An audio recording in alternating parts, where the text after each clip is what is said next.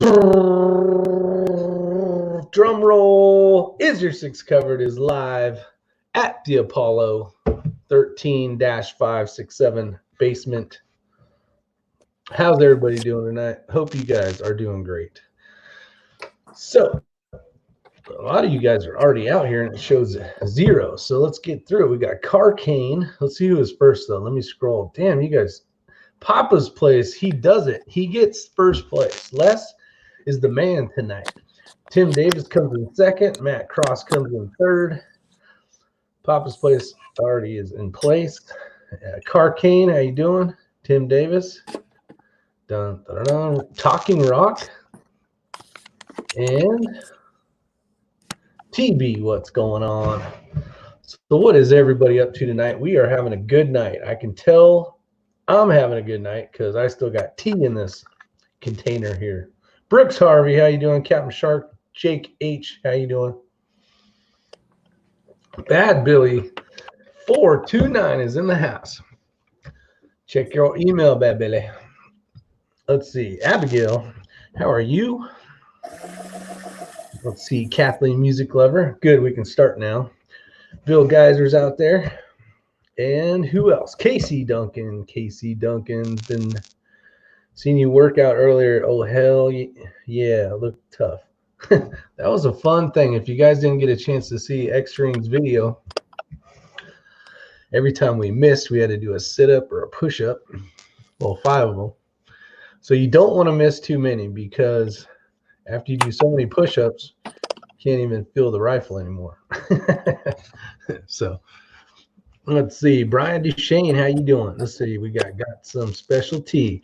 Yeah, Abigail, I'm still locked and loaded with Pure Leaf sweet tea. Let's see here. Doug Lewis, how are you? John Jeffries, I got tired watching. I got tired doing it.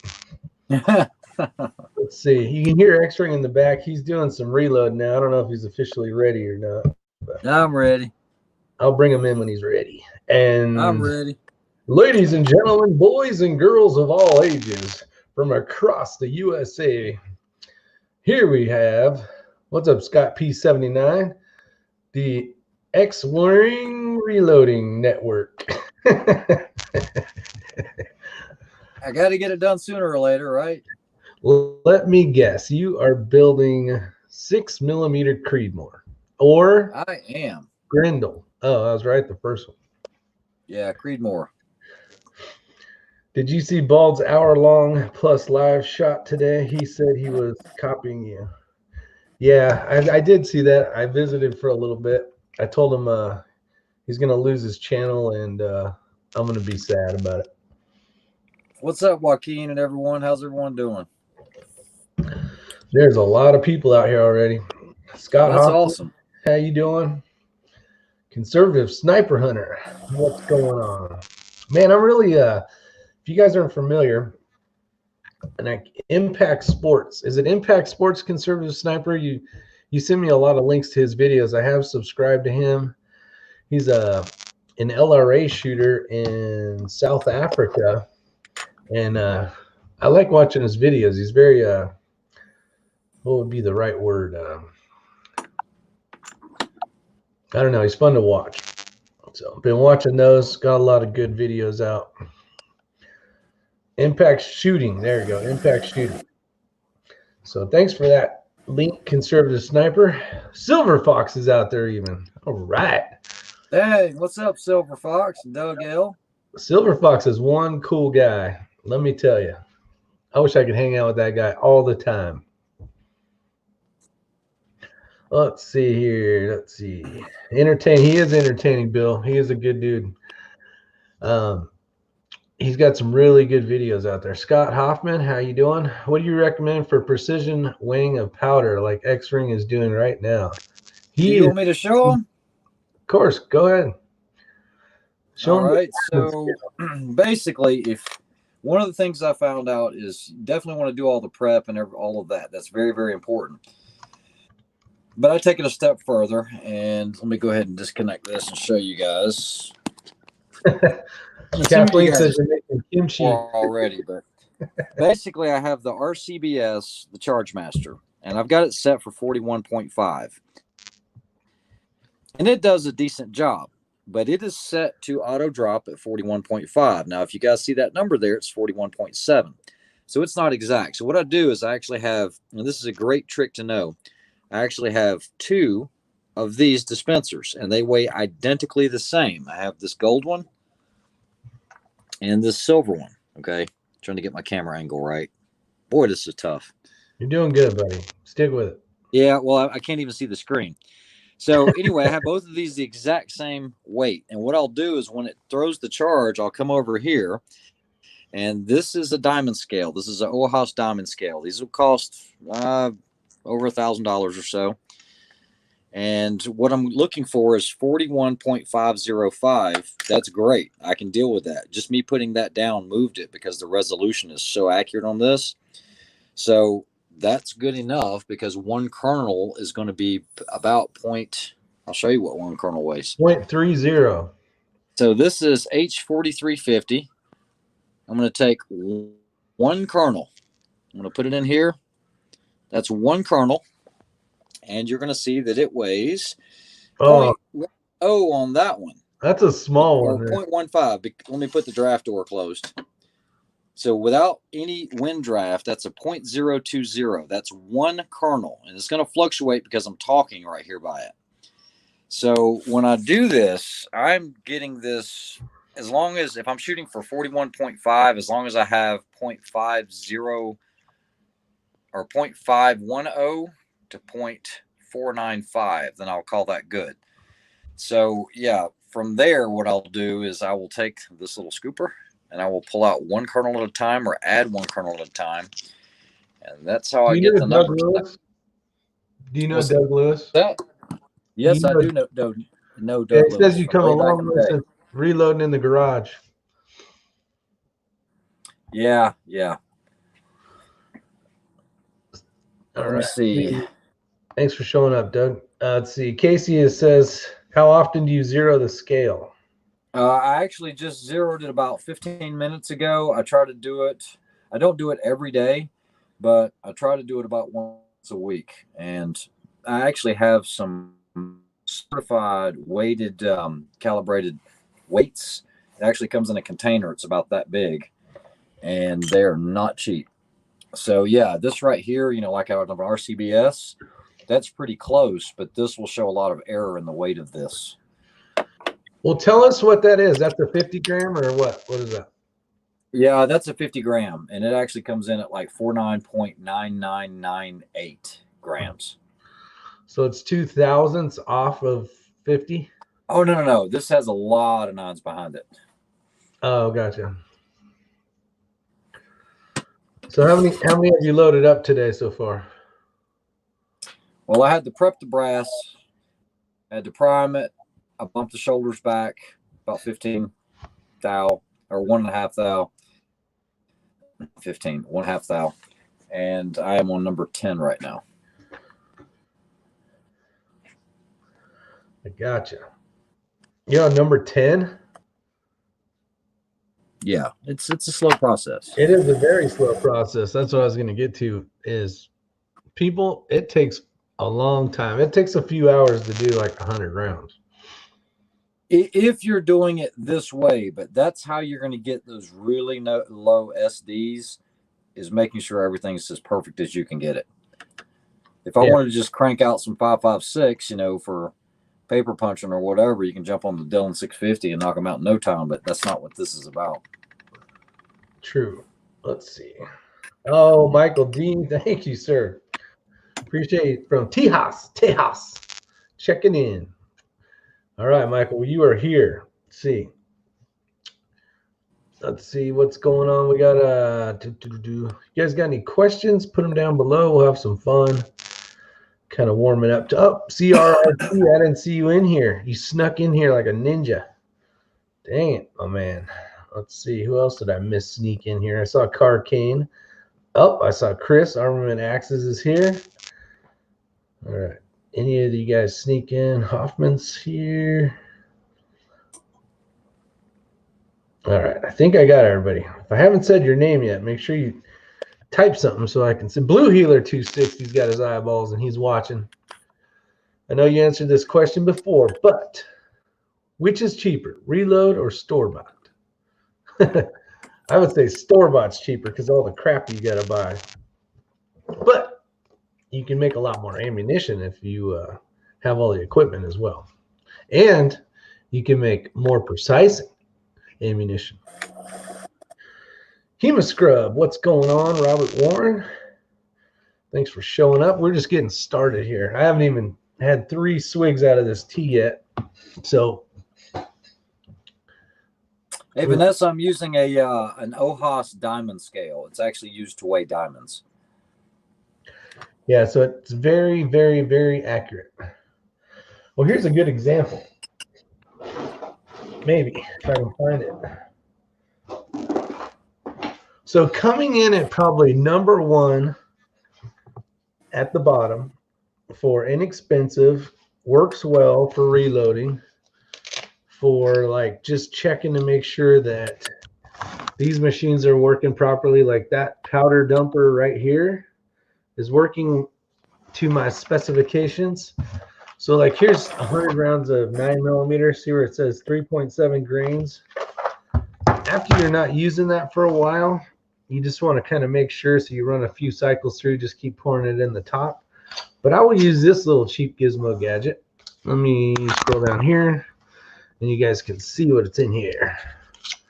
You guys probably have this. You guys selling all that crack cocaine and stuff, but this is what's in here. So it's just a very cheap, inexpensive, where the hell's the camera?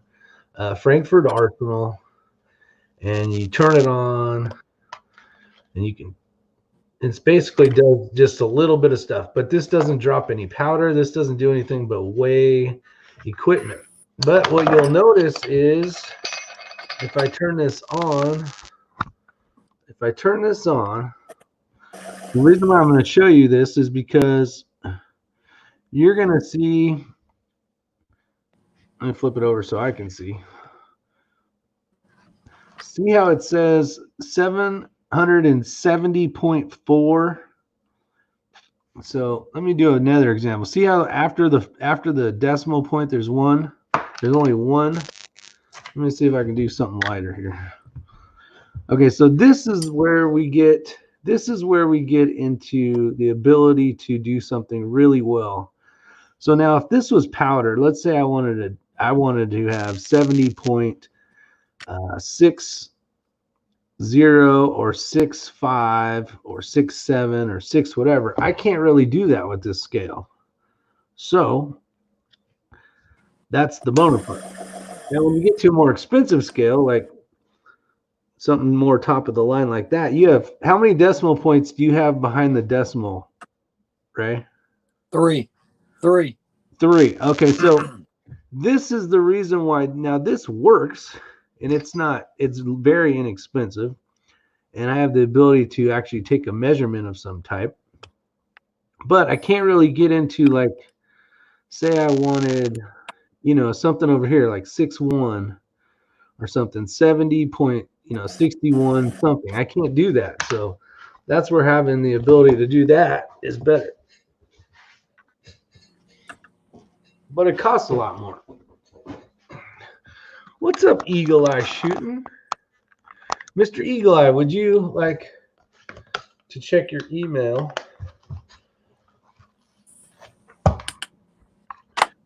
Rick, if the cop catches you with this, you're never going to believe it's for reloading. Yeah, they will, because usually I have powder and bullets in the back of my vehicle. And they're not going to find any drugs.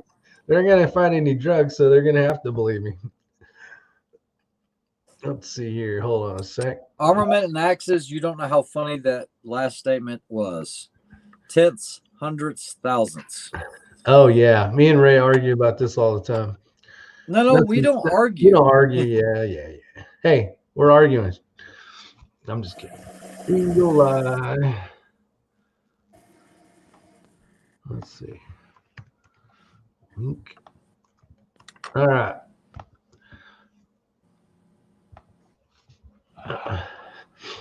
Hello again, Kenny. The range is out there. Now, range, I don't know if I ever got your answer the other day. I had asked you if you, I think you're getting a new puppy, right? Maybe it's on the way, or you still got to wait or something like that. Opinions on the break of the RPR, worth leaving or ditching it? That could be a good question. Hold on, we got some good questions here. If you're just talking about ditching it and getting rid of it altogether, I would say keep it.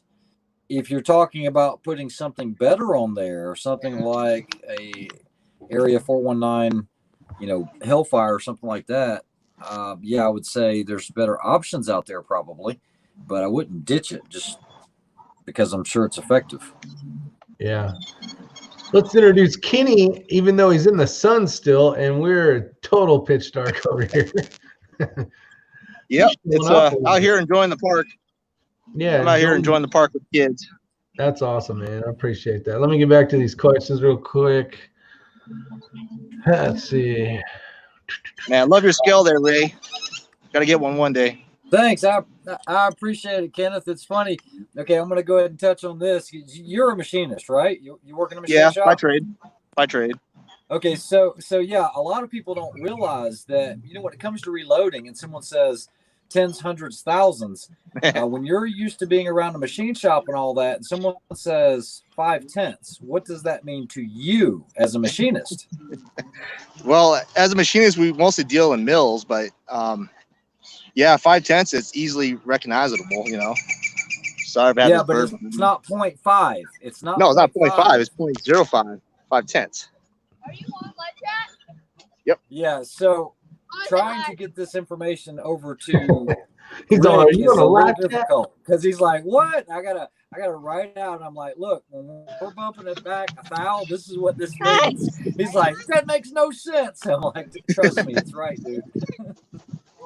Tell your son I said hi. Hey, they're all bugging. Vanessa Kitty's a drug dealer, so she wants to know if it does thousandths of a gram. I got that good Purell. I'm kidding, Vanessa. Does it do thousandths of a gram, Ray? Okay, hold on for a second. I'm going to show Vanessa this because this will blow her mind. All right, you ready?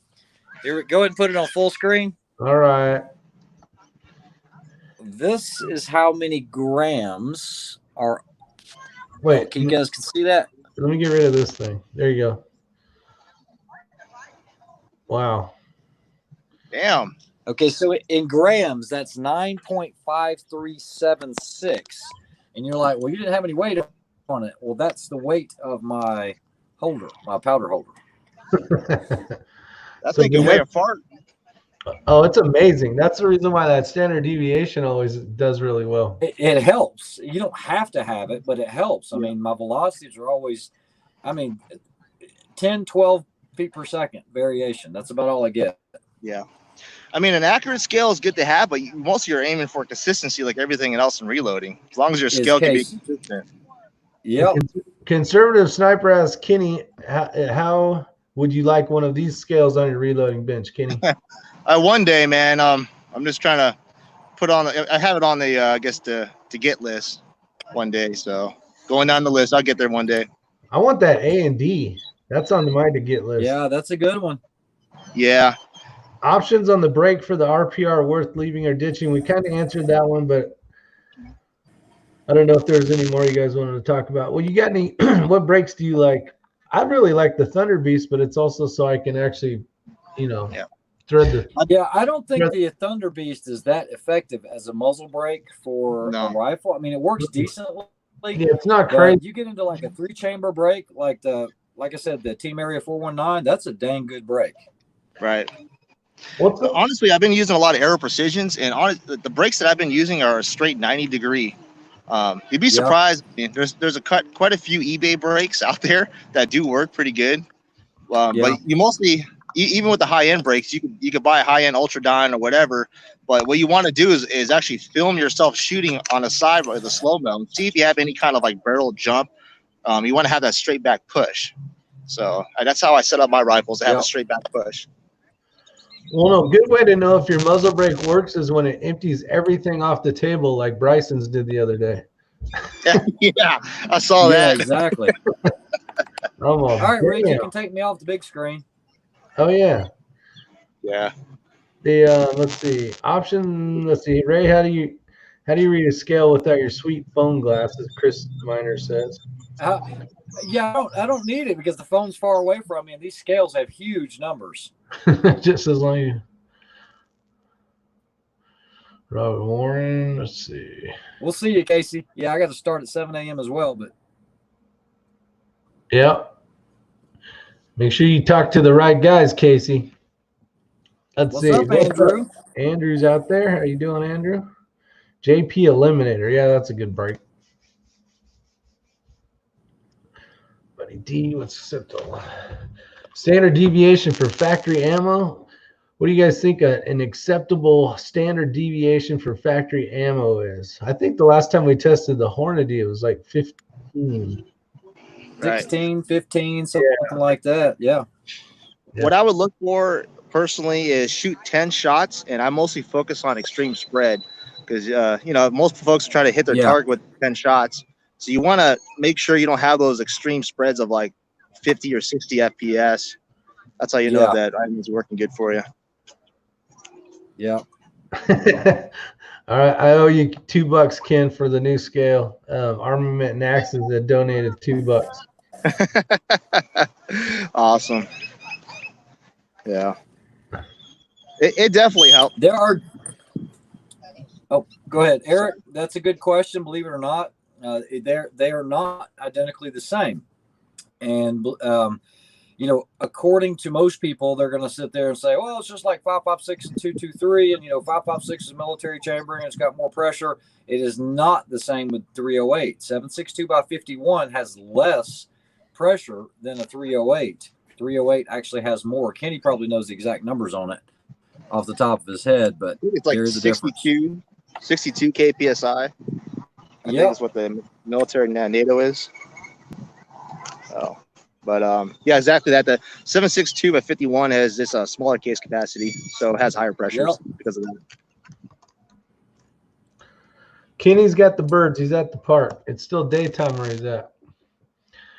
We're gonna call him the Bird Man. What's up, Tim? Let's see. Factory ammo depends on the quality and the manufacturer. Very true. Tim Davis pops out the numbers of 58,000 and 62,000. I'm assuming he's talking about the 6.5 or the 7.62. Otter's out here. What's going on, Otter? And Shabal, I never said this right. Saki. No, Sika. How do you say that? Shabal Sika? Sigurdsson. What? No. Shabal. Oh, I was looking at Otter's last name. Sorry. Oh, no. I'm trying to stay focused. This one. You always say it right, and I never say it right. Shibalsiki. Yeah, Shibalsiki. How you doing? Thanks for showing up. Actually, we always say Shibasikia. Shibasikia. That's it. I'm getting my Korean down, hanging out with my. Oh my goodness. I learned some words the other day. It's probably a couple weeks ago now. You could say Kasiki. Kasiki. I know that. It's actually Ket. Oh yeah. Okay, so guys, that means something. So there's a thing. It's a Korean thing, and if you grew up in a Korean household, you're going to hear this at some point or all of your life, and it is. Okay, and that's exactly what it sounds like. It's this sucking noise where you suck air into your teeth. And I was sitting on the porch with Rick and Sam, and when the dog came up, I was like, "Get out of here!" I was like that, and they were like, "Why do you make that noise?" I'm like, dude, it's a okay. You know what? I said, let me search it up. So I go to Google, I look up sucking sound made by Koreans, and it's like a warning. It's what you do to your kids if you told them, "Hey, don't get on the chair," and they jump on the chair. You're like. And then that's it. I mean, they better get off the chair. They're getting a butt whooping. And they described it to the T. And I was like, dude, that's why I do that. It was hilarious. No, the Philippines does the same thing, man. Like, no. Yeah, tell them to stop. So, uh-oh. Okay, so we got well, what's this one? Any experience loading NAS 3 9mm casings from Shell Shock Technologies? Any benefits? I have no idea. No answer to that one. Anybody? Nope, nothing here. He said it's the warning before you get beat. That's exactly right. I'm not even down there yet because I'm trying to get everybody's answer. So nothing from. How about Kenny? No, I have no experience. I've accidentally tried to reload one and broke a decapping pin. That's about all I know about it. Yeah, then you throw it in the trash, right? Get super pissed off because that's a good decapping pin. Recommendations regarding cleaning. What are we talking about? A pistol, a rifle? We'll see, Andrew. Precision rifle? We need more info. No, we don't. I'll go ahead and answer that because this has been a big topic here lately through various emails that I've been getting from people. All right. So whether you believe in breaking in a rifle or not, that's on you. I do believe in breaking it in. What I've seen is that a rifle, a brand new rifle that I have broken in properly, typically will hold less copper, and I can go longer before I start to see copper fouling within that.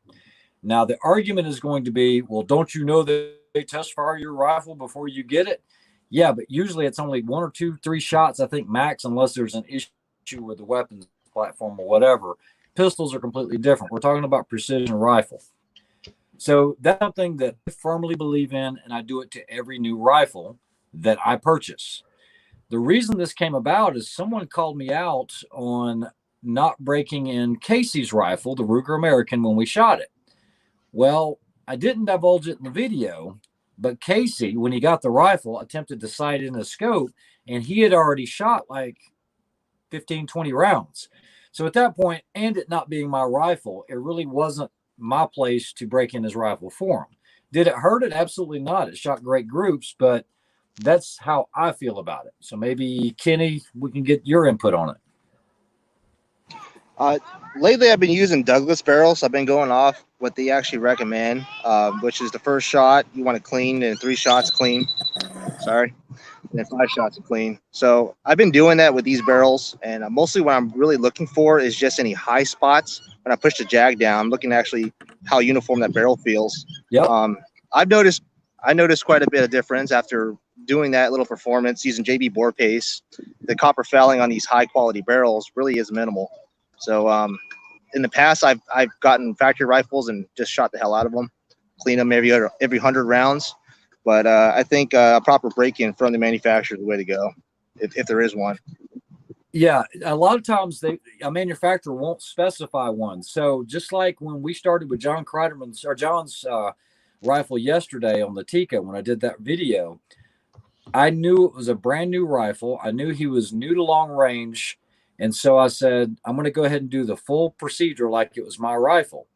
So to answer your question, Kathleen, what we did was you fire 1 round, and that first round was actually bore sighted to actually get it on paper. So I'm killing 2 birds with 1 stone. It had a brand new scope on it that was just mounted. We had already torqued everything. So the first shot was just to get it on paper.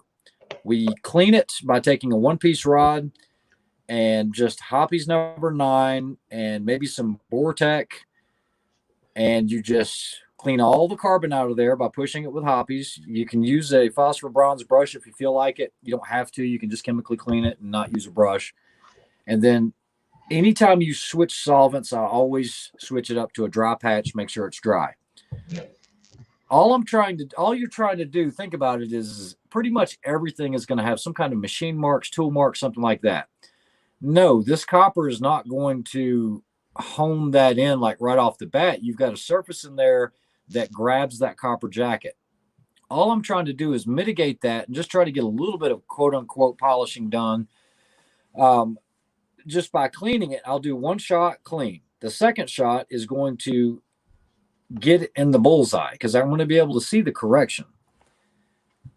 Then we clean. So it's 1 shot clean, 1 shot clean. Then it's usually going to be about 3 shots clean, 5 shots clean. That's good. I call it good at that point.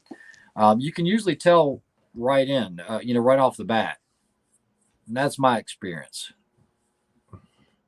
Exactly. Like a Tika barrel or Gara, any of those high manufacturers really have quality barrels in them. You can definitely feel a difference when you clean them. Yeah, absolutely. And I do not scrub with a bronze brush. A bronze brush, if used, goes in the action, out, gets unscrewed, and doesn't get pulled back through the barrel. I know you guys are going to say, look, you know, bronze is a whole lot softer than the barrel material. You're not going to hurt it. That's fine. I'm just telling you the way that I do it. That's always worked, and I understand it. I mean, the chances of that bronze brush hurting the inside of that barrel is slim to none, but I've seen some people do some crazy things with brushes, like putting on a drill and just literally just and just working it down the barrel. I'm like, what are you doing? I'm not going to do that.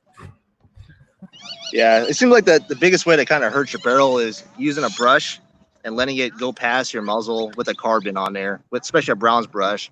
You'll actually round off the edges of your crown, and that's where you start seeing your accuracy. Correct. Andrew's got to be at Quantico in the morning, so he's out of here. Thanks for showing up. Abigail didn't have to hear no noises because you know why? Her mom would just throw random stuff at her. There you go. That's the way to do it, like a boomerang. You ever see Eddie Murphy with the shoe? That's probably the same thing. Bad Billy answered that question for that NAS3 brass. So that's pretty cool. Let's see. Otter, rifle. How many rounds? How many rounds at the end? I can tell you that I do mine every 200 on that one rifle. 200 to 300, unless it's in the middle and I'm still shooting, but I try not to go too much over that. After break-in, mine is approximately 20 years old, but not shot more than approximately 500 rounds. Well, Otter, get that thing out there and do some shooting. Pull that trigger. Let's see. How to break in a rifle. Yeah, he had answered that, Kathleen, so that's good. I know I am making sure I'm going through all these comments here without caring how accurate it is. Good evening, Jerry Bear. Basically got some copper felling. Yeah, if you have copper felling, this is something you guys can get on Amazon. This board tech here, this is stuff Ray had told me to get, and it actually works really well. There's a couple different colors of this stuff, so you guys want the CU+2 copper remover. I don't know what the silver one is. Maybe Ray knows. I've seen a silver one. Yeah, it's the carbon remover, but I do need to cover one thing, because I promised the guy if there was a chat tonight I would cover this. And Kenny, you tell me your thoughts on this.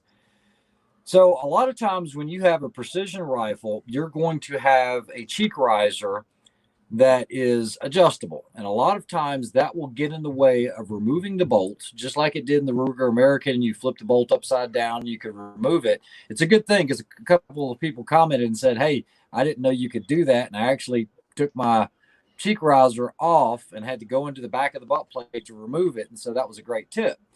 But for those that have rifles, like Savage has one, where you cannot get the bolt out. You can get it out, but it's very difficult. You got it upside down, but now the action is blocked by the riser. You can't get a one-piece rod in there. That would be horrible. I mean, to have a gun where you constantly had to either take it out of the action or something in order to access, using a one-piece rod. So I said, look, there's a solution to this. Now, I hate bore snakes.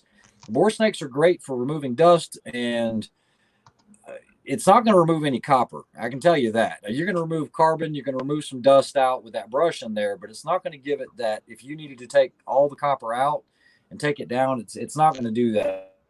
I don't know how it would do it. Do you, Kenny? Copper out. Take it down. No, I can't hear the only you. other way that I know of, I think there was a tool that I remember seeing where it's kind of a guide rod going down your muzzle. So the front of your barrel, and then you attach it on your actual action side. You put your jag, it's like a reverse pull jag. I remember seeing a tool like that, but yeah, I don't. Snakes. Okay, so here we go, guys. This is my proshot. This was my answer to him. Hold on. You know what? I got to change location so you guys can see this better. I said, look, if that's the deal with your rifle, okay, so ProShot, I don't know if you guys have ever dealt with them. They provide a lot of stuff to special operations. And you're like, well, that's just like an Otis. It's one of those cable things. No, it's not. This one's really cool in that, okay, so we've got our brass on the end here. This is where you're going to pull from, and there's a tool to pull it with. But the reason I like this ProShot kit is it will use the standard patches that you can get from J. Dewey or anything else. Let me show you this up close. Do you guys see that? It's got a little pin on it.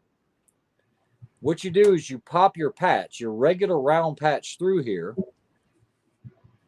and then you're going to screw this in. It's threaded. And so you've got the diameter of the jag back there, and so that it pulls it this way, and you're not having to do origami like you do with your Otis kit. All right, you can get me off the main screen. Rick. So I don't know if you guys have ever seen that, but you can use conventional patches and pull that through, and you can still coat this with chemicals to break down the copper and everything else. And that's by ProShot. And it's a really good kit. I think that's one of the kits I was looking at. That's the one. Hey, Coda Boy. Hey. What's up, John? How are you guys? What's up, Coda Boy? I'm doing Can't hear you. Oh, I'm on mute. No, he isn't. You can hear you. All right. I can hear you. I can't hear you. I'm doing a whole video because I had my 3-gun rifle. I have no audio. I haven't cleaned that barrel out since I, got it. So I decided to clean it and use the Vortex and did a full video showing before and after. It's pretty cool stuff. You actually cleaned your rifle? Yeah. This one rifle. I did. Yes. I thought you just built new ones and just threw the other ones in the side. Dude, you would, yeah. That's pretty much the way it works. But that's the one rifle I used to work at. Huh? That's why you build a new one every week, because you're like, I ain't cleaning this one. That's throw it over. I just let Ray use them, and then they come back beautiful. Yeah. Yeah. That's cool, man. Can you hear him now, Ray?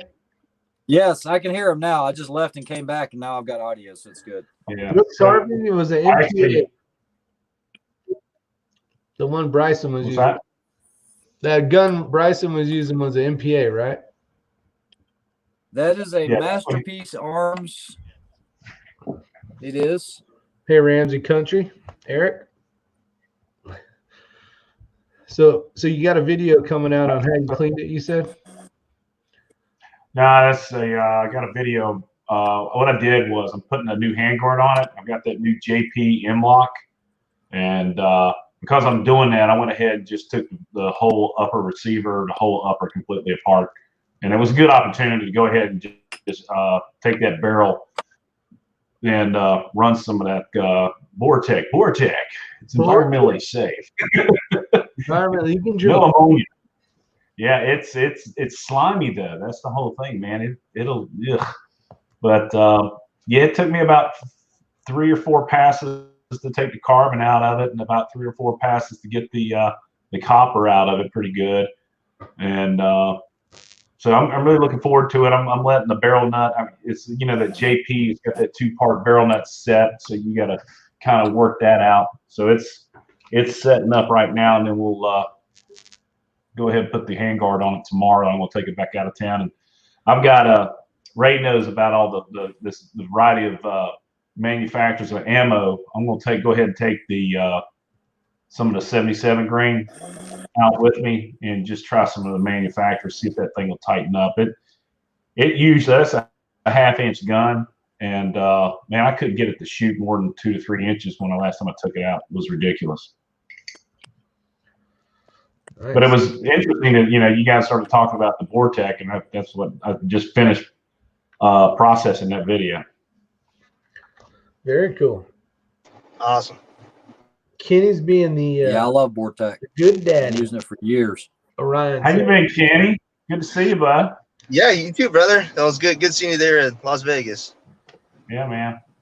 How's that camera working out for you? You guys getting them sold yet? Yeah, I pre-sold 20, and I got another 20 on the way that I've been making. Trying to secure a. Now I can hear John, but I can't hear Ken. Holy crap! Sorry, Ray. Yeah, I got more cameras on the way I'm making, so I'm just trying to secure a company to do injection molding for the cases. But seems to work pretty good. I'll send you one, dude. I actually just finished an app, and I've been getting some help on upgrading this app. I just starting to learn how to program as well. It's on the Apple Store or Apple Store, the Android Play Store right now. So I'll send you one to try out. I literally am just totally impressed with anyone who can read a computer. I can't. Shit, dude. I can't read anymore. I'm so done with it. Yeah. Did you get that whole, in my blood. KB, did you get that? Did that list that we wrote down that one day work out for you? So it works now. You got it all figured out. Yeah. You talking about how to go live and live stream? And, yeah. Yeah, actually, it worked out real good. I'm pretty excited about it. So I really appreciate. I actually have it saved on both computers, and then I have it printed out and taped up on the wall, so I don't lose it. Awesome. That's good to hear. I'm glad that worked out for you. Thank you. Thank you. Yeah. Thank so you. Ramsey Country caught on this. I do use the Area 419. Sorry, the master funnel kit. I don't know if you guys have seen these, but this is a solid piece of billet aluminum. It's freaking and what's nice about it is you have all the different heads on here that you can put on your funnel ends. And this is a solid piece of billet aluminum as well. You're not going to get any static or anything like that in it. And they'll even personalize some other things. You have a drop tube in here, but all the things are color coded with the caliber. And I'm telling you, this is a great funnel set. It is very nice. I've used it quite a few times. No, I don't have the A&D Ramsey. I've got a set of OHAS diamond scales. You can still tie it in and have it where it auto trickles and all that. I never bought that end of it, but the resolution is unbelievable on this thing. He's asking if that's the A&D 120i balance, but no, it's not. Yeah, I want to get that one. Close. I want that bad.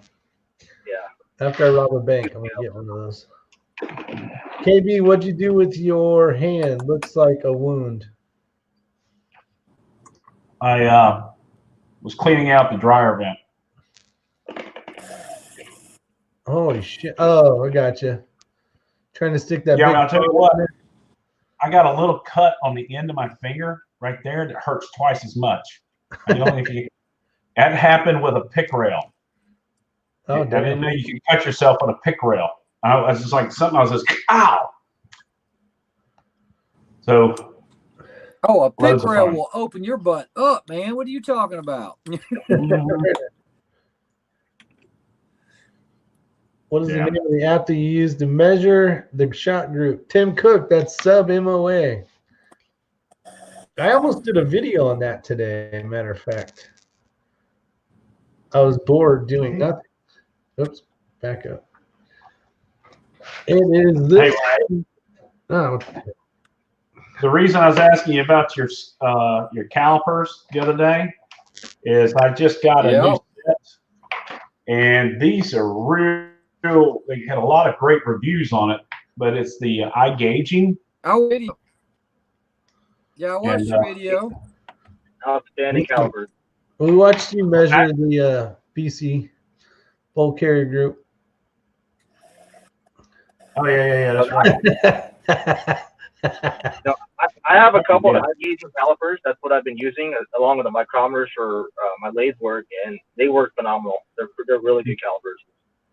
You talking about eye gauging? These guys? Correct, yeah. I got the micrometer and then the calipers for my lathe, and they work really good. Yeah, well, they had great reviews. They're about, you're not spending 120, 150 bucks for the Mototoyos, and I've had people tell me, you go Mototoyo or better, or don't go at all. And it's like, well, why settle for that? There's Brown and so. There's like calipers out there that are $1,000. I said, fuck, if you want to play the money game, we can all do that. But I started doing the BCG thing, and everybody started talking about you got to go see Instructor Chad's videos, and I was like, that's fine, but Instructor Chad doesn't teach you the whys. He's just showing you. You don't even know. Like right here, this is a bolt carrier group, and that's a what is this, a 530 gauge, but he doesn't tell you all that stuff. But anyway, this is one of the reasons why I'm gotten into doing this, because with this big BCG tournament we're doing, people are asking about that stuff. So I actually went out and got one of these things. Hold on one second, pull this guy out. Hey, are those ones that you bought, John? Are those coolant proof? Are they who? Do you know, Kenny? Coolant proof. The ones that I have are the digital ones, and I keep it away from the coolant. I hadn't seen anything in the instructions that say it was liquid proof or anything like that. So yeah, see, that's the difference, John. So when you ask me about calipers, all I use on micrometers and calipers are Mitutoyo, and that's it. Yeah. Period. Well, it has nothing to do with the money game. But I'm always around. IP67. So they've got an IP rating. So you're talking about as far as grinding fluids, getting them wet, that kind of thing, submerging them. Yeah, because oil. With all the big CNC machines, yeah, those all run on coolant. And Rick's been over to the shop, and I can tell you, all the glass once a week, it has to be clean because the coolant's in the air, and that's detrimental to most calipers. So that's why I've always run the Mitutoyos. I've never had any problems with them. It has nothing to do with, okay, well, this one's better than that one. They're just reading numbers. I understand, but you're getting something different with this one. That's right. Well, that's one of the things. They do have an IP67 rating, which I don't know. Yep. That's what is that? That's able to withstand splashing, but you can't. I don't think you want to go submerging these things, but they will withstand a splash or spray. Right. Can anybody tell me what this logo means? It means she's dying. She okay? What do we got? What does that mean? Bored as hell? What does that mean? I don't know. What it means. Kenny might know. Oh, it's right here. There you go, Kenny. What is it? That's racist. That's racist? Racist. I couldn't tell you. It's not a Hello Kitty emoji, so what the hell? There you go. I got lost half hour ago. Yeah, me too, Kathleen. Let's see. Dang, you have a thumbs down. That must be from me because haters. Oh, at least they showed up early. They usually throw it on there anyway. So, yeah, Ramsey Country says, as long as you're within a few inches. So let's talk about what's been on our minds, Rick. What's been on your mind? What's been on your mind? What's been on our minds? John, you know what I'm talking about. So, guys, in 30 days, they have the USPSA Multi-Gun Nationals down in Frostproof, Florida. And I have done a lot of 3-gun, but I've always refused in the past to shoot a USPSA multi-gun event because of certain reasons. But I am thinking about changing that and possibly going. I know KB32. I know you're going to be going with Pops, correct? Yep. Yeah, and then I'm trying to talk Rick into going, but it's a little different than most of your other 3-guns. All I can say is right now. You just made. What's that? I'm still at 50-50. Yeah, okay. I mean, like I said, that's the biggest thing that's on my mind. I did a lot of research on it today. I called some guys that shot in it last year, and none of them had any good thing to say. I'm not talking bad about the multi-gun series itself. They were just saying that many of the ROs, because they're so used to dealing with pistol shooters, don't handle the rifle and shotgun so well as far as some of the safety things. And there were a lot of disqualifications last year for very simple things that really couldn't be deemed a safety hazard. And so I don't want to go down there and spend that kind of money, on a weekend and get DQ'd the first day because of some stupid rule. There was one gentleman that actually took his pistol off after a stage and put it in his rack and was DQ'd because they say you're not allowed to do that unless you're in a safe area. So I see the safety aspect of it, but there were quite a Well, DQs, that's one of the things that really weren't safety related. Just to answer that question, I remember my first USPSA match. I basically was annoying to the RO because I was like, "Can I do this? Are you sure I can do this? Because I'm going to do it. And if you say I can do it, then I'm going to do it. If you DQ me, then I'm going to pistol whip your ass. Nothing but a nice butt stroke across the face will get your point across." I was talking about that earlier. That's the dude. Okay, so jackass, smart ass wants to walk and go, "Oh my gosh, you touched your gun. It's just you're DQ'd." I'm just gonna go and watch his ass drop, type of shit, leave. Put the gun to the forehead. Just yeah, you're gonna get a nice big old foot. Yeah. So anyway. in USPSA multi-gun, there are some stages where you're allowed to take your rifle, ground it on the ground, not in a dump barrel, but on the ground. And you can use your pistol and shoot as long as you are no more than 3 and exactly 3 feet away from that long gun. And I know Joel Turner got DQ'd last year. Joel Turner shoots for AMU. I mean, talking about true professional, great guy. He set down a long gun. He gets to one of these sides where you've got a barricade. You've got to kind of shoot over like that with your pistol. Well, when he did it, he lost his balance and did a double step like that. And I've heard this from multiple people. The RO took her clipboard, threw it down, and said, "You're out of here. You're more than 3 feet away from your rifle." Come on, really? I mean, it's like she wanted. So I don't know. That's so the brief, I don't know. I don't know if I'll get mixed up. Exactly how large is the dictum going to be here when we get there? Because I thought this was a real big, what do you call that? A big boy sport. Welcome to the big boys. Well, we'll see. It's going to be fun either way.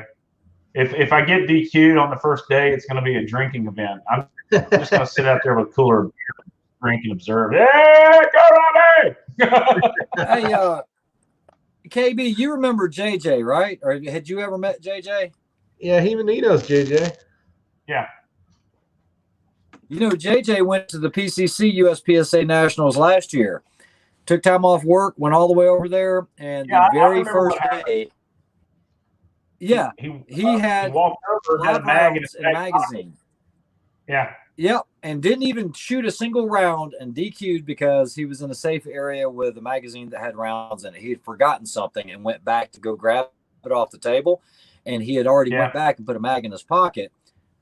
I don't even think he had a firearm; just had a mag in his pocket. I actually went to the safe area. I asked a bunch of USPSA range officers, ROs, about that scenario, and they said that was bullshit. He should not have been DQ'd about that.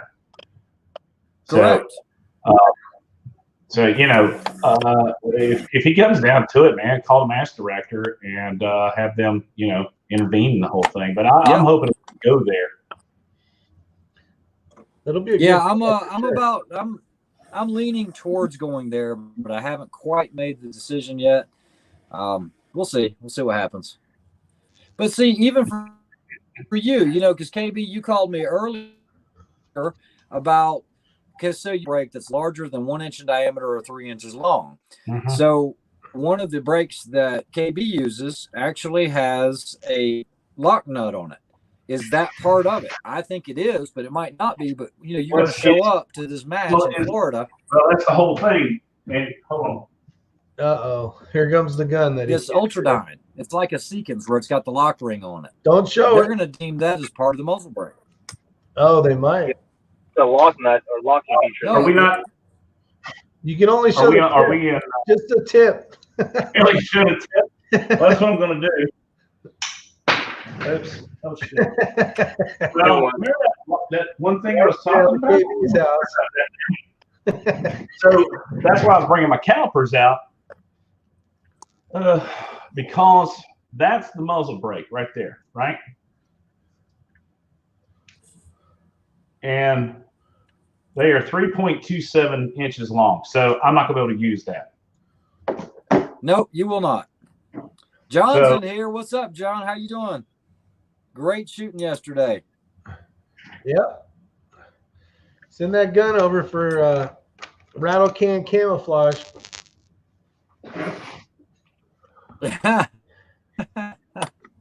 Just That's the funny. tip. I don't care who you are. The real question for me is it against the rules to but stroke RO with the safety flag in? West Covina Dodge. I don't know. Oh, now I'm going to be on the radar. What's up, Todd? There's +5 in the house. Thank you for your service, +5. What is up, +5? Thanks again. Got a chance to see your channel. I subscribed. Who's this? +5. +5. Another ass-kicking U.S. service member. Kicking ass, taking names. Put it, hey, +5, put the link in the description there so that I can subscribe.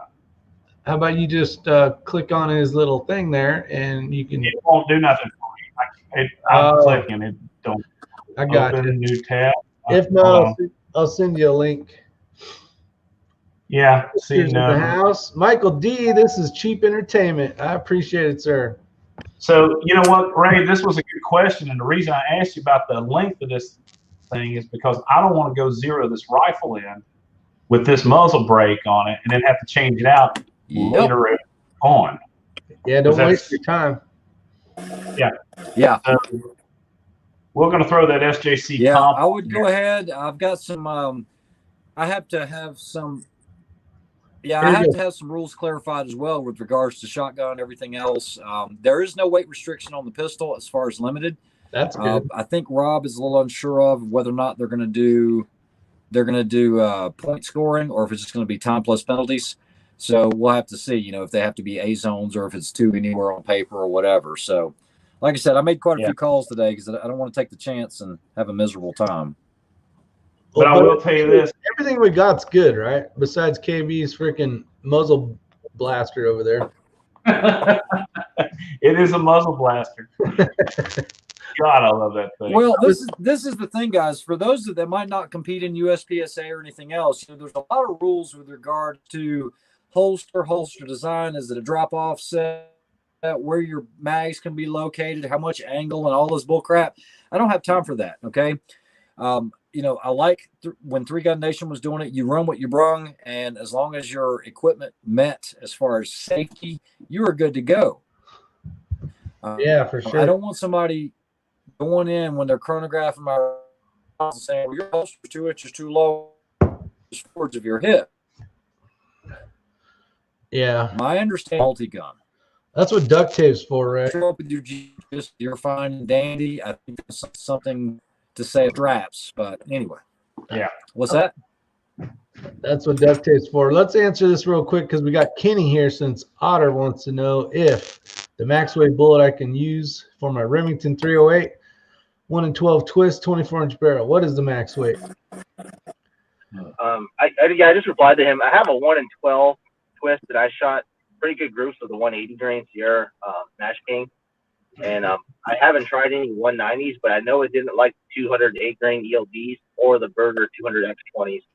So I was just going off my experience. I say 180, but there's other barrels out there that have ratchet rifling and different kind of ways to stabilize bullets. You just gotta try it out with your rifle.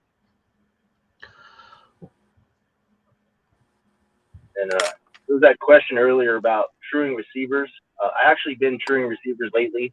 I made my own jig out of a Schedule 80 pipe. So if you're looking to true a receiver, I can do Mausers, Savages, Pikas, and pretty much any other receiver out there. You just send it to me. I'm an FFL license, and I just skip it right back to your front door. All right. So, Tim, I got your email. All it does is show a square box, so I don't know what it was. I just put LOL. So, all right, there you go, Otter. He says, gotcha. Thank you. Elster's going to bed. Elster going big on the scale. Yeah, Elster. He had a live chat today. If you guys missed it, he was putting together his new target he was working on. So that's pretty cool.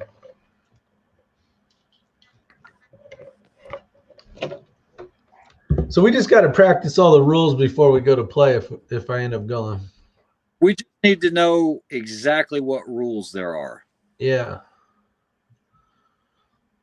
Huh. If it's crazy, it's going to be tough to remember all that crap. And conservative sniper hunter, I'm going to go ahead and answer this. So I was at 3,000 feet per second with the 108 ELDs. I was a little over 3,000. So normal, from years of reloading, normal experience has been when you increase the bullet weight, you're typically going to get a lower velocity. So I was hoping when I switched to the 115s, I would get 2950, but unbeknownst to me, I'm getting 3,050, 3,065 as an average now. It's the same charge, it's a different bullet. So it is also a different case, which that makes a huge difference because Lapua brass is going to be different. So it was a benefit for me. It was a plus because I'm over that 3,000 feet per second, under 3,100, and I'm shooting a heavier bullet. That thing was shooting lights out yesterday, with the exception of me at 700 the one time. Chris Miner says, can't win if you don't go. Just send it. Yep. Actually, it'd be a good gas gun practice for me, too, before October. Yeah, Frostproof only has 2 long-range stages, and the furthest they can shoot out is like 400 yards. I think everything else is going to be bay setups. Most of them are linked to bays, so you'll have 3 bays to a stage or something like that. Eric, I always love Eric's comments. Well, fellas, I'm gonna jump off. I gotta get some dinner with the kids. I got you. I appreciate it. Kenny, it's always a pleasure having you on. Good seeing you, Kenny. No, absolutely. It's always a pleasure to be on here. Thank you very much, Rick. Good seeing you, good boy, Ray. See you guys, man. Have a good one, brother. Take care, man. You guys, bye, chat. All right, have a good one. See ya. Sounds like the rules and the RO decisions are tilted to the ones they want to win. Could be, Idaho Rogers. It was a picture of just the tip t-shirt. Dang it, I missed it.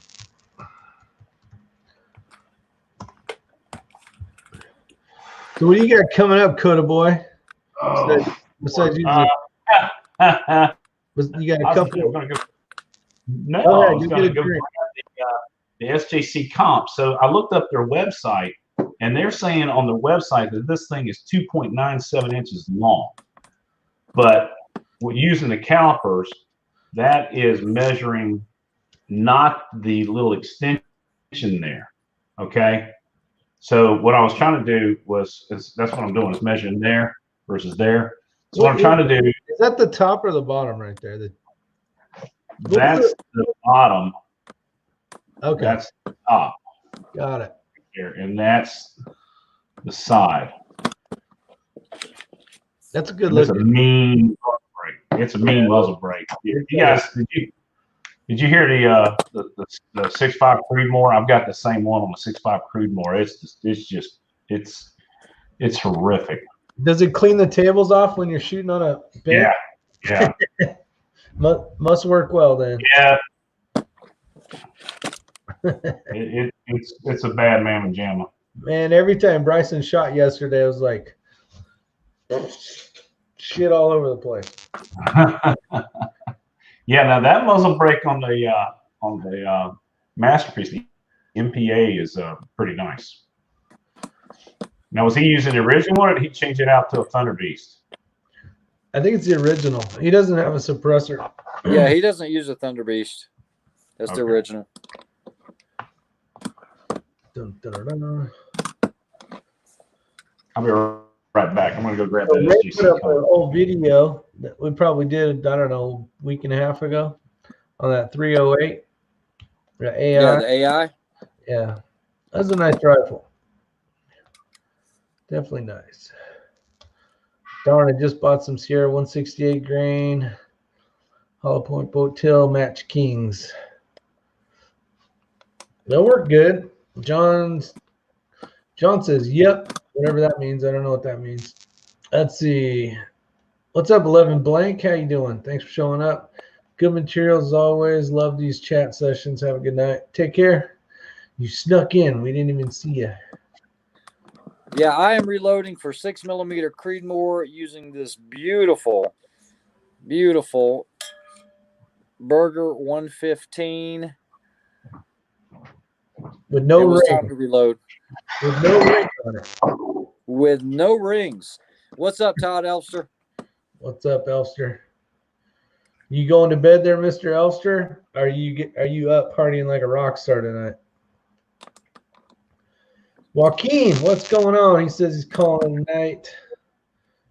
Can I ship my brass and components to y'all for load for me? Michael D says. Michael D, crazy man.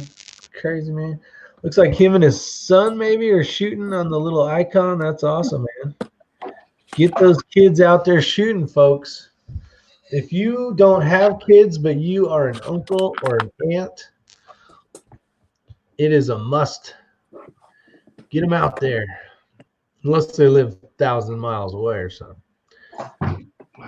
Give back to the 2A community by bringing them out there. Let's see. Ray, what neck tension you running? Huh.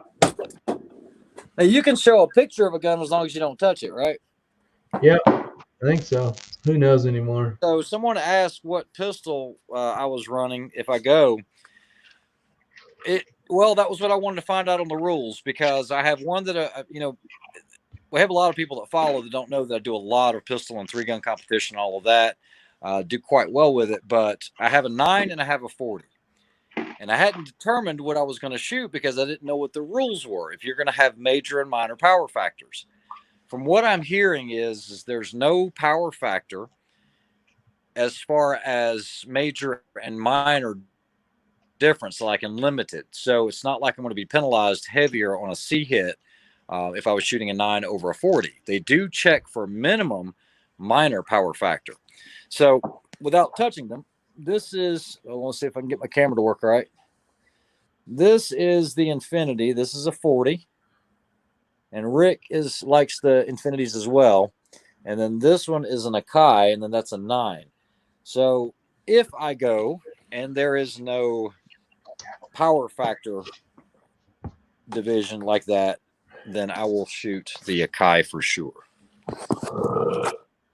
Oh, here's a good question. I got this one handled because I'm so tall. Suggestion for a shooting mat for a 6'4" 4-inch guy. That's called a Home Depot tarp. Big, tall, strapping man. No. There's a bunch of different good shooting mats out there. I mean, your feet are going to be off the mat anyway, so they'll work. Okay, so is Starline better than Hornady in 6.5 Creedmoor, and does anyone have an Annealy's brass annealer? Brian Marks has asked. I like Starline. I know it's not the greatest, but it's done me okay. Fact is, I got an empty bag of it right here. And we had some. What was the next that kept cracking, Ray? Weren't those Hornadies? Well, that's 6.5 Grendel. And 6.5 Grendel is known to be a brass killer. They say even if you do everything right, you might get 4 loadings out of it. I don't know that for a fact, but I know that after one firing and reload, I was getting split necks on the Federal. All right. Dad Billy asked KB to put the precision armament muzzle brake. Don't you have one of those you could use for the competition? Yeah, I do. But I will tell you this, Ray. SJC, okay, 3.25 inches long. Oh, I know. It doesn't work. I went to, I can't say where I went, but they had a restriction on those as well, and my SJC did not work, and they bumped me to Invitational Division because I said I wasn't going to try to re-zero my rifle. This is right before shooting. And so I do know that it does not work for your division unless you go to open. Okay. Yeah, that's what I'm looking at right now. I got downloaded all the rules. That's the thing is there's so much crap you got to know, Yeah. Well, I'm going to go ahead. That's precision armament. is a really good one. I might go ahead and measure that up. I just don't want to get down there and be screwed. You know what I mean? Exactly. That's my whole thing. As far as Thunder Beast, my number one recommendation on a Thunder Beast suppressor for CRRT is going to be the Ultra 7. However, if you want one, you are going to have to wait a little while. Just ask Rick. You're going to wait a while, like a long while. Yeah, I think right now, if you want a Thunder Beast Ultra 7, because I think they're doing a ton of military contracts, and plus, it is just such a good suppressor. I think right now you're back ordered until like August before you can even think about getting one before you even start your process. Yeah, your brain won't even let you think about getting one. I hooked you up. Say, literally. Literally. Yeah, Todd, Elster's Rifle and Reloading has a lot of videos on the Aneles, and he says $275 shipped is hard to beat with the flame torch setup, for the flame torch setup. The solvent traps, I wanted to answer this one, or at least pop it up there so we could all answer. You're going to see a lot of stuff like this, the solvent traps. It's basically a suppressor without the drilled holes. Remember, guys, once you drill these holes, it's an illegal suppressor. So know that yeah. Well. But they do make them, and you know what they're for, and so does the police officers. But if they see holes in them, you going downtown, Julie Brown? No, you're going honestly, a little bit more to downtown. I'm going to go ahead and say something out of place. Most police officers are not going to care. The thing is they've become so commonplace. Someone actually asked me on that video when the cops came out on the railroad tracks. I have yet to have ever been asked to provide any paperwork for any NFA, machine gun, suppressor, anything that I've ever had. Ever. I've never been asked. Yeah, but you live in North Carolina. That's true. You asked us that in California, and guess what? You're going downtown, Julie Brown. Looking like a clown with your silver wrist cuffs on. Oh, that'd be fine. What do the holes do in the suppressor? They let the bullet go through it, John. It's basically, they call it a filter, right? So you can screw it on your barrel and clean it with, you can put solvent in there and clean it, and it catches it, right? But it's basically a suppressor minus the holes. And people will drill those out and basically build a suppressor because it is a suppressor minus the holes. And then when you do that, then you have the ability to go downtown. California doesn't know what an NFA item is. Oh, they know what they are. They just can't have any. Trust me, Eric, I lived in California for, well, I'm almost 50, so I lived there for a long ass time. Mm. Let's see. At Ramsey Country, that I knew. By the trade-off, longer accuracy makes it from where you saw Todd. Says the should catch up. Secret inside. Next firearm. That's KB's. I better not. What? I was going to talk smack. I was going to say that's your breeding noise. Now, breeding. I'm upstairs right now breeding, but I'm here with you. Brady, I hear you, Kronman. Great place to live for sure. You have to carry your paperwork with your suppressor. Maybe a picture of it on your phone, at least. Maybe, I don't know. Yeah, I keep a picture on my phone. People will say, "Well, you need to put it in the grip and all this other stuff." I just, for me, it's a little different. I take a picture. I have a copy of the FFL SOT. and that's it. I don't really mess around with anything else. There you go. I keep a digital file. How's that? Digital paperwork. There you go. Idaho is a do as you damn well please state. Unless it's a Fed, nobody cares. The Feds are easy to spot. I can smell a Fed 500 miles away. Let's see. KB. Where'd it go? What the hell happened? Yeah. Yeah, see, John was from New York. And he's like, ain't nobody got time for that. That's right. What did he say the other day? Use guys. That's what it was. Hey, use guys. Hey, use guys. How you doing, use guys? Hey. I work with people from the New Jersey and the Philadelphia areas all the time. Oh, I'm sorry. That would be my Chicago accent. Those do occasionally get crossed up there. But you know, you just got to deal with exactly what the geographical areas and the accents that go along with them, or where you are working. So. And they changed my name up there in the Philadelphia office to Malaliano. Malaliano. There you go. Mr. Malaliano, how are you? Malaliano. Mr. Malalianos. Hey. Hey, listen, guys, I got to go to bed. I've got to be up early. Y'all be good. All right, use guys. Go to bed, use guys. I've got the full USPSA rifle 3-gun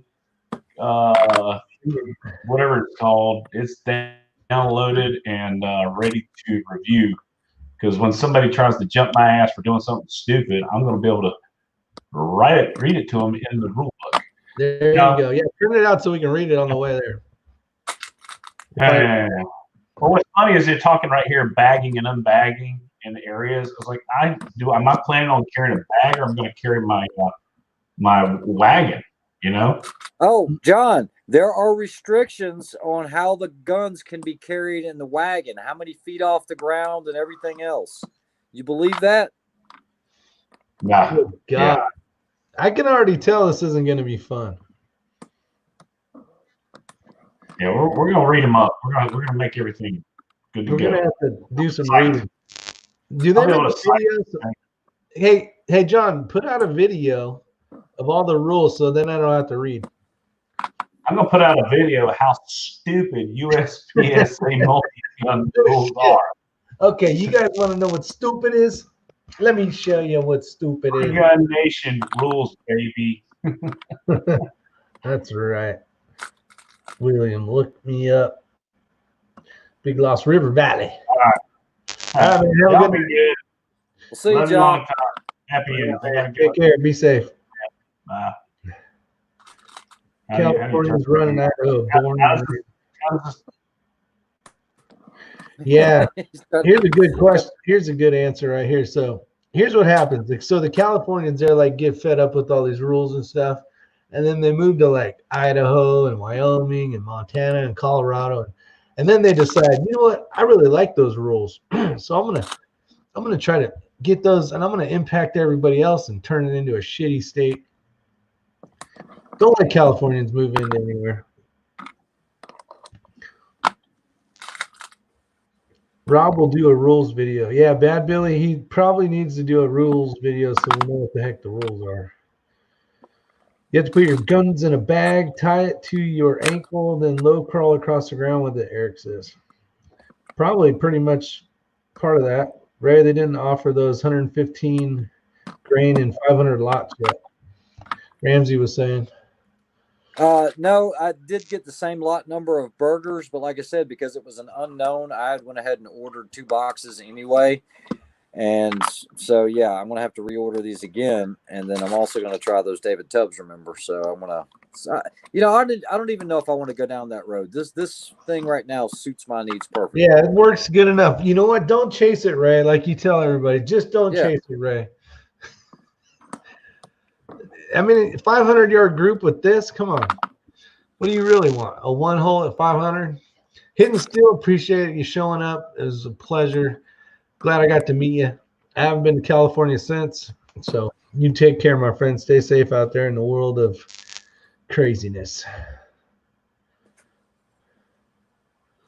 Yep, John, you're right. They draw competitors to an event that is so heavily regulated. Yep. Well, the turnout is not that huge this year either, from what I'm hearing, and I don't think it has anything to do with the pandemic thing, because I heard last year it wasn't that well either. Yeah, I could see a lot of people not going anywhere.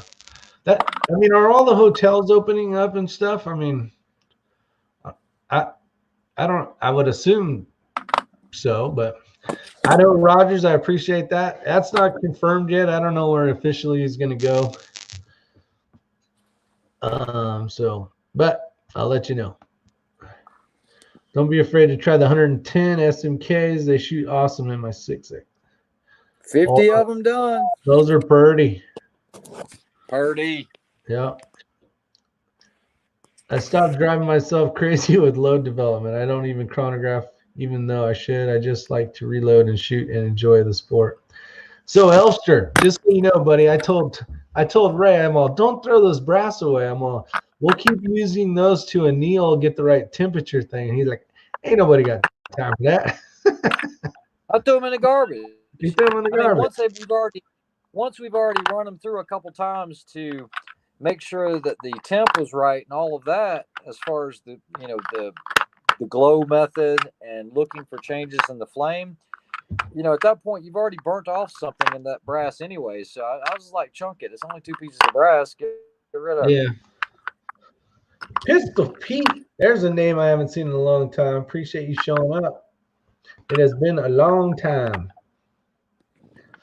Let's see. Ask again. Guess I should know this from previous videos, but what press are you using X and what dies? Okay, so on my dies, I use competition dies or match dies, and that's usually always going to be Hornady or Redding. I made a mistake and bought something out of sheer necessity because I didn't have a 6mm Creedmoor die, and I bought a Lee, and holy crud, it was the worst experience ever with this particular cartridge because they use a taper expander ball, and it crushed 3 pieces of my Lapua brass, and Rick crushed 1. It wasn't even possible to size it from as new. Thanks, Jerry Bear. You have a great night, my friend. Stay safe. Sleep well. We'll see you, Jerry Bear.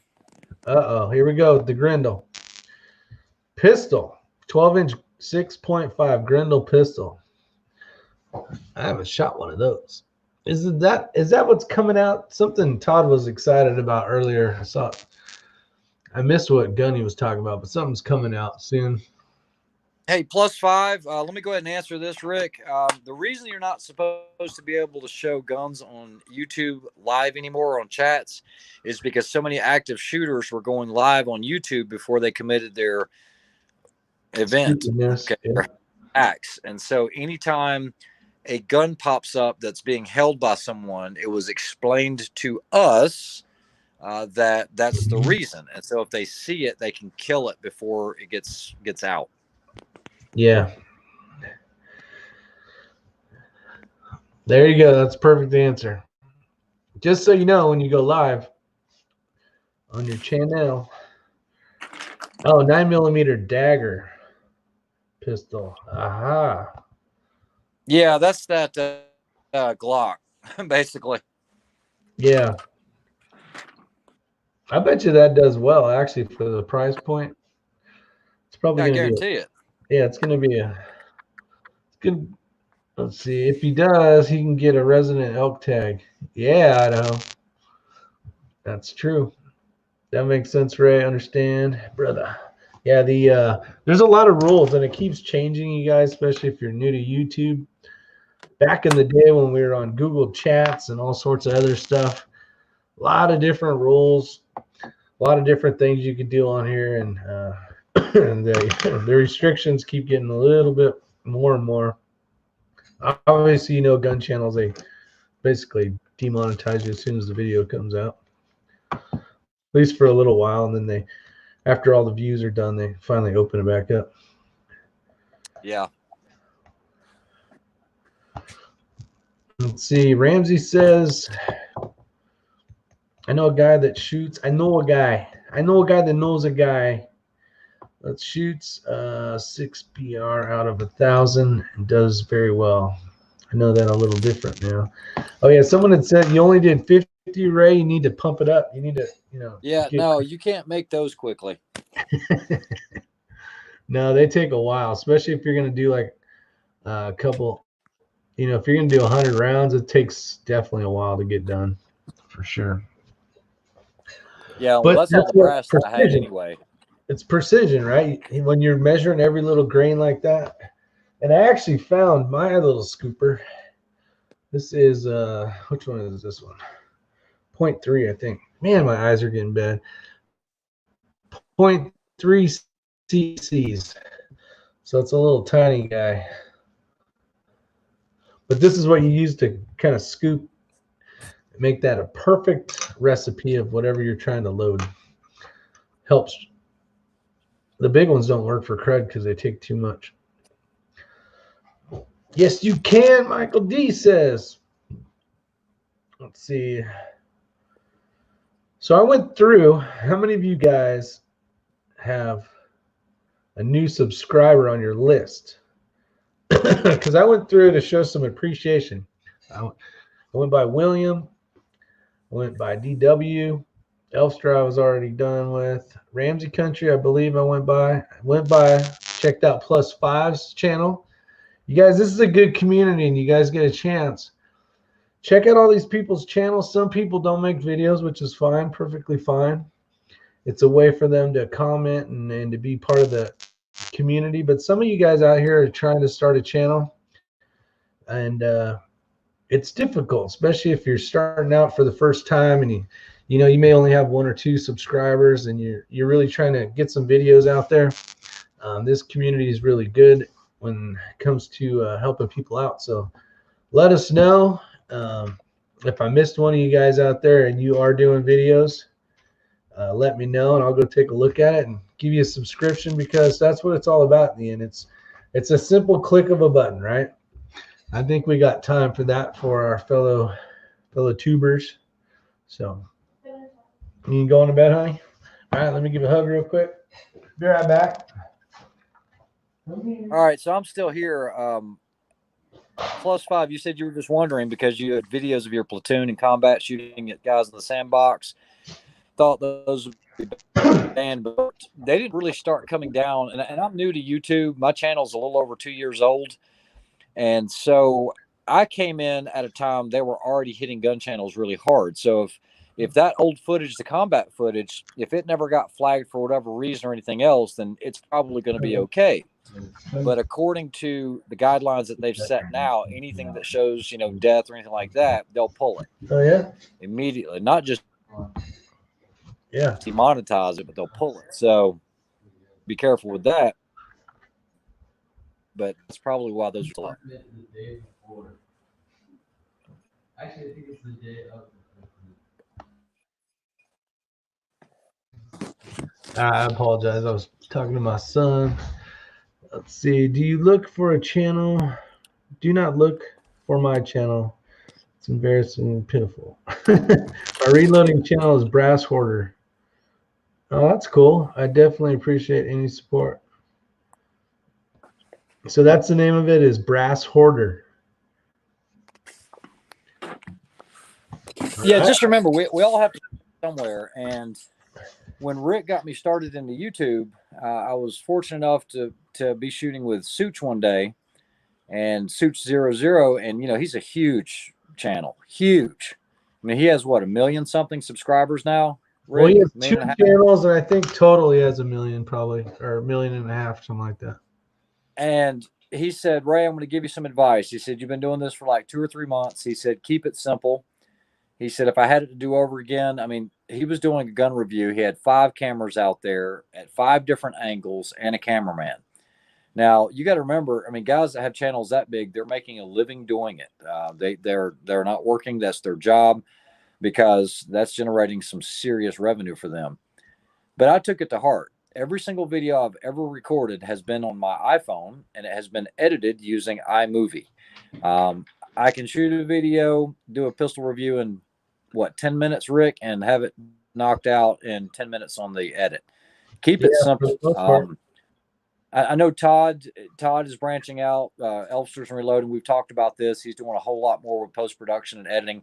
I'd like to, but I used to do that in a former life, and I'm not going to go back to that. I don't want to stare at a computer and do all the graphics and everything else. I just want to put good, clear, concise, simple content out, and well, see, that's it. You know, and Todd said it before. He enjoys doing that part of it. Yeah. Like, and see, that's the thing. If he enjoys that, that's it. It's hard for me to make time to do that. You don't need to do that, nor is it necessary. Like, I don't know the reason why. There's some people that get really detailed and they build everything, and it looks really nice, looks almost cinematic movie style, but it's so much work. And then at the end of the day, you put all this work into it, especially as a new channel, like us basically, and you're like, I only got 200 views or whatever. You're like, you know, there's all those hours of doing the editing is not worth people. If they really like your channel, it's because you're either giving them good content, entertaining them, whatever your channel is about. I mean, and then later on you can, but it's just too much work. Ain't nobody got time for that. Yeah, no, I appreciate it, Skola. He says, don't change anything. Y'all have videos I appreciate. And guys, I got a lot of bad advice when I first started. You know, everybody was like, keep your videos simple, keep them 3 to 5 minutes long, and that's how you're going to grow the channel. And the problem is on most of my content, especially anything having to do with long range, you can't do a viewer justice by throwing out a 3 to 5 minute long video when you're trying to do something with regards to precision rifle. Okay, even on pistols. Yeah, I can throw that little Chiappa revolver out in no time at all. You know, it's a 5 minute video or whatever, or you know that Smith & Wesson, that 929. But for most of my videos, they are on average 15 to 20 minutes long, and everybody said, "Don't do that. You're gonna kill your channel." It was quite the opposite. That's when I started seeing exponential growth because people wanted to learn. I started the channel to basically share information. You guys have heard this before, and not make the mistakes I've made. I mean, come on, we're 50 years old. I've been doing the shooting game for like 30 years, did it professionally, still do it professionally. And, you know, with sponsors and all that, but I'm not going to farm or sell myself out. I mean, none of my videos are going to be, you got to buy this. If I endorse a product, it's because I've used it for a while and I really believe in that product. And so, you know, that's the way I've approached my channel, and it's worked for me. You know, that might not work for everyone else, but that's what's worked for me. Yeah, for sure. And the thing is they basically said that, and the rules had changed during when you had showed up as well. So YouTube there's quite a few rules, and they actually want you to have, I don't know if they want to say they want you to have longer videos, but they want you to continue on. So if someone clicks on your video, you know, and if you're not setting it up with it set up in a link, you know, not a link, a playlist, so there'll be another video attached. Like, it's not that you get in trouble for it, but you get it won't come up as fast. Or if the content isn't, the longer you can be on there or the people watch you, the better off you are. But you got to have good content where they want to listen to you long enough to make it apply. So, so Tim, you said, so no Olight ads. This is a funny bone for me here. All right, so this is an Olight. Okay, I actually bought that before I was a content creator. I was out of town. I was actually in Atlanta, Georgia, and my Surefire died on me. And I was able to pick this up. It was cheap. This has been one of the best lights I have ever bought. I don't even know the name of it. It's a H1R Nova. And the reason I liked it, I didn't even know who this company was. It was really small, and it had a magnet on the backside. And I want to show you how I use this. It's like anytime I was working on a gun, what I could do is, hold on for just a second. Watch, the battery's going to be dead, of course, right? Hold on. What made it nice is I could stick it here, and the light would shine down, and I had a workspace light. And this was a great light for me. So I get an email one day, and it was from Olight. And this is when I first started the channel. And they said, hey, we'd like for you to review a Olight. And I was like, oh, okay, well, sure. I'm familiar with the product. This light's been great. As a matter of fact, there's another one right here that I was just now using when I was checking the powder. Hold on. Where did he go? I'm right here. This one right here. I'm just kidding. Relax. Everybody relax. And I bought it, and it was a great little light. I mean, the thing's crazy bright. This was not given to me. I paid for it. They sent me this little weapons light, the Valkyrie, and I tested it. I threw it around and, threw it up in the air, threw it in the water. And then they said, you cannot release the video until this day. And I was like, okay, that's kind of odd. And then what I noticed is about 50 other YouTubers reviewed the exact same light on the exact same day and released their videos. That was it. I was done. I washed my hands of them. That's not me. And it's a Chinese-owned company as well. I'm all about made in America. But like I said, I mean, come on. Everybody on this channel at some point in your life, you probably bought something from Walmart, whether you like it or not. I was in a place of time of need and I needed a light and I grabbed it. Thanks, Wayne. I appreciate that. Great comment. You guys put out honest and great info without pushing. Matt Cross says, look what you've done, Tim. What has he done? Let's see here. Yeah, exactly. No, it's true though. They basically, I get sick and tired. I'm like, I told Ray, I go, don't ever do another flashlight video ever again either. I'm like, you can't do those, man. You can't do those ones. Yeah. Like I said, I did the one and that was it. I am done with it. You will not see an Olight ad ever on my channel. I can tell you that. Yeah, this is true, Idaho Rogers. And that was the thing I was telling Ray when he was first starting out is most of us, when we're doing a video, we don't really want it to be too long. Problem with Ray is he has a lot of information and try to get enough information relayed across in a video less than 5 minutes is almost impossible. So yeah, you just can't do it. It's not fair. You can, but you're not given all the information that you can get. And I think a lot of people go to your channel for extra information. At least you're not doing and I hate to call him out because I like his channel, but I can't even think of his channel right now. Tells his name. I'll think of it. I can't remember. The guy that does like the 40-minute video on a Sharpie, he talks every little bit about it. Oh, nothing fancy. There you go.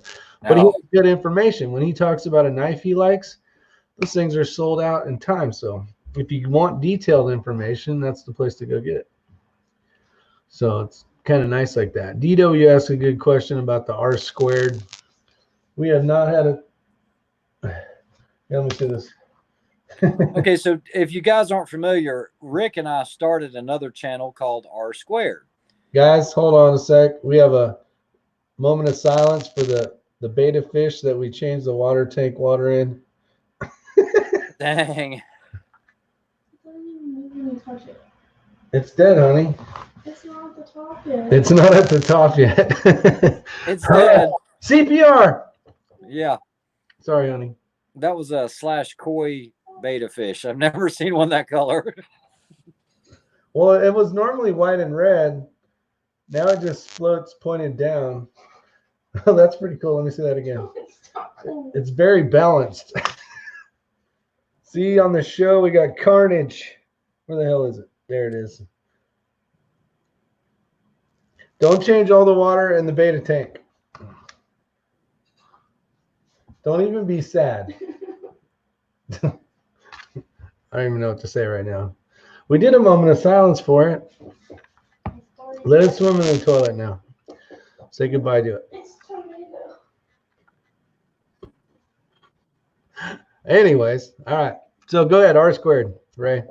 No, what I was saying, we started a channel and it was supposed to be fun and humorous, and it was, but it's hard to make time, especially because, well, I know Rick, you guys know he's furloughed right now. Rick's made that public. We were off for like 2 weeks, but now we're starting back, and I am up to here in suppressors. And so I am just drowning in it. So to be able to make extra time for videos right now, especially for the R Squared channel, is a little tough. So I'm actually probably going to go quiet here for a little bit over the next couple of weeks. I'll try to make some videos if I can on the weekends, but it's going to be tough. Rick, did you freeze up or did I lose you? Okay, there you are. No, I froze up.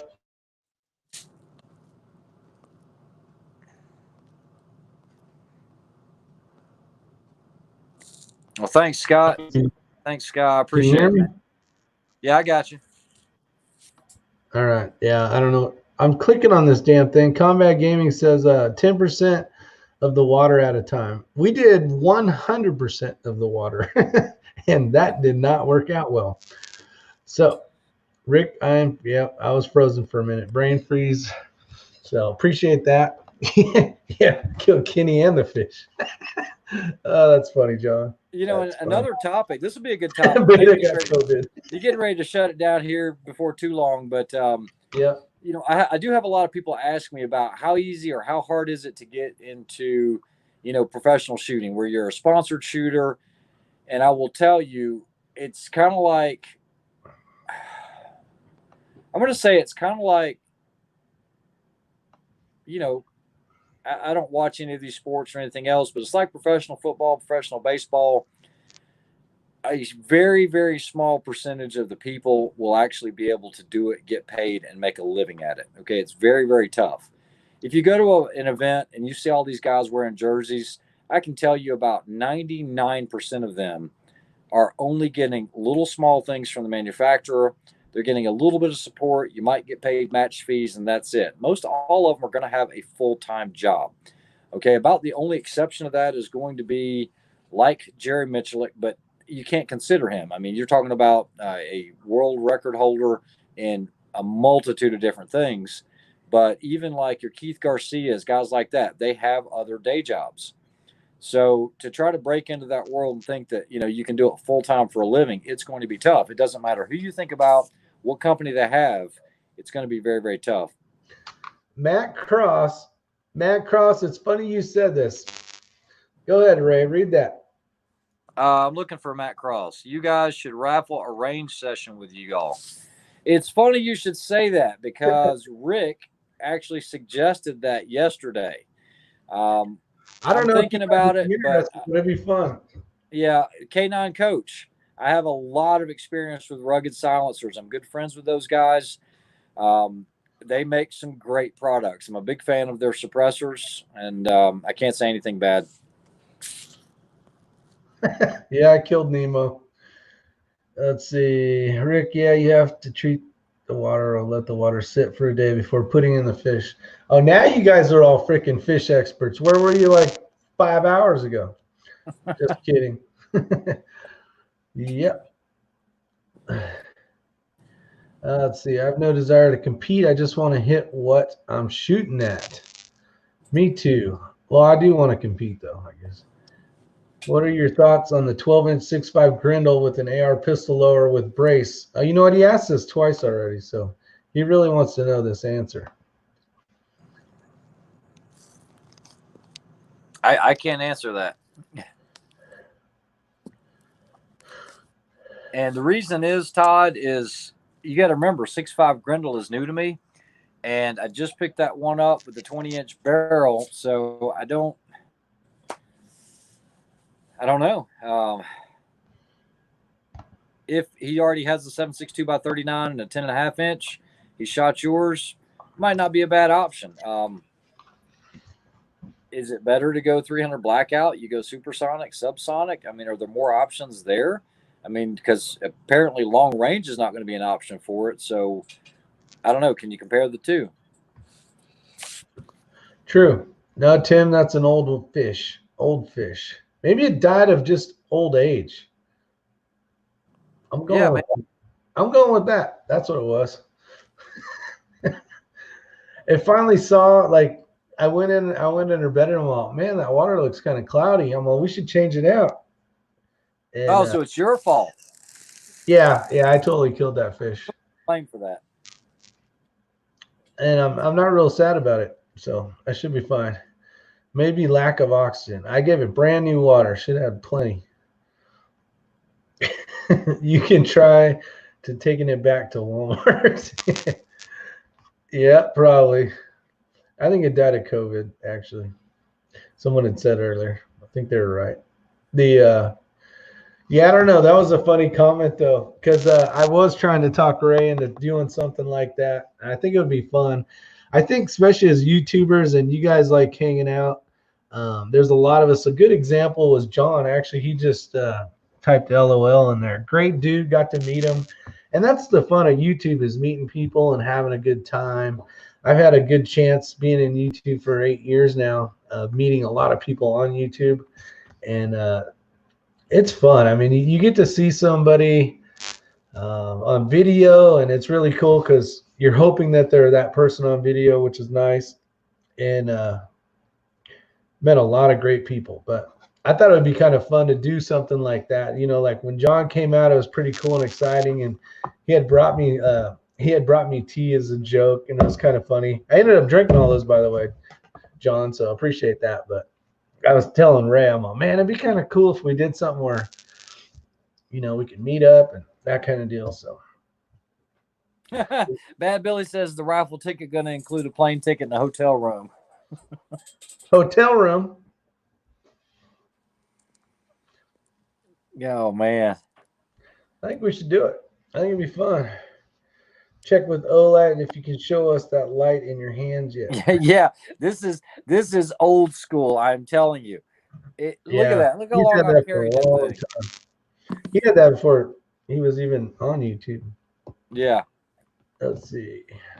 All right. Well, we are at an hour and 46 minutes. You guys are awesome. Mountain Man just showed up. What's up, Mountain Man 99? Did you get in on the Remington 700 ADL tactical? Where did that question just go? On midway before they went? No, I didn't. I didn't need a rifle, but I did see that. Looked like a great price. I did see your comment, so that's pretty awesome. Man, Wayne Ribick came up with a great question. Lab scale or Kestrel for the next investment?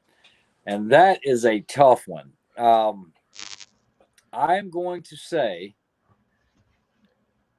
probably to everyone's dismay, I'm going to say get a lab grade scale, get an A&D.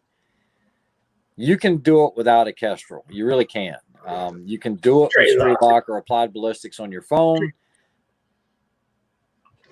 It just that's the way I feel about it. Yeah, that's one of the Kestrel. Matter of fact, it's right here. That's one of the next things I got to get. I don't shoot without the Kestrel if I have a chance, but I don't use it. I literally only use it in competitions. That's it. And it's right before a stage. I'll check it, and that's all. Sponsored by Olight and Walmart Fish. We'll see you, Michael D. Have a great night, Michael D. I appreciate you showing up. Great questions. That was a lot of fun. DW says, how many years did it take to save up all that ammo behind you? I'm going to be completely honest with you. With the exception of powder, almost all of this stuff is stuff that I have won or been given. I used to shoot a lot.